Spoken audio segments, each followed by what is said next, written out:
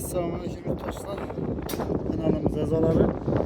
Pakistan Respublikası Beruni tumanındamız. 10 kilovatlık göçmeni sistemi sustanovka jarayonini yapasdan inverterler urnash jarayoni bo'lmasam variantini ko'rsatdim. Açık cho'rna va günlük turg'ay iç kaplamalar arasındaki korpuslarni beklemeyin. Bu indine korpus nesini karkasını göstereceğim. Bir de krişamız üstü, sipirimiz üstü, arka kıblamaz yine.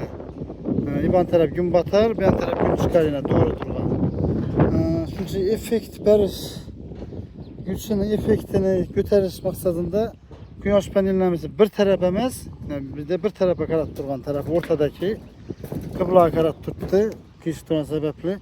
İbandaki bir bölekimiz sen gün çıkara karat tuttu. Bir yandaki bir bölekimiz ise sen gün batara karat tuttu. O şey gradısını aladan bulsak bize bunu 90 gradısa yaydık azı güneş panellerimiz. Bu 45 gradus gün çıkara karadı. Bu doğru kıbla tarafa karat tuttu. Bu gün batar tarafa karat tuttu 45 gradus. Bu benimce indi taze usulmezdir evvelden vardır.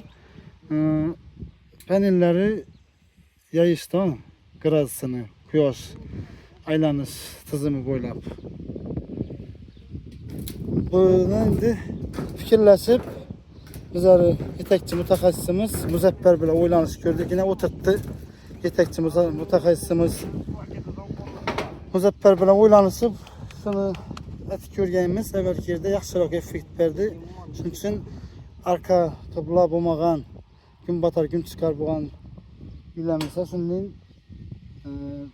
nede usulda qo'yibdik yine. Muzaffer jo'ramiz ham bizlar mutaxassisimiz kompaniyam.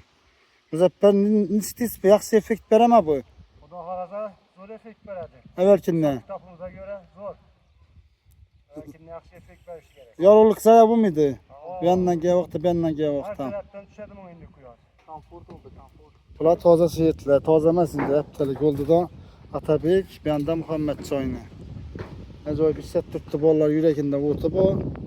Kayıtmıdır ayna jipin üstüne çıktırttılar. Başka. Rahmet emmeye.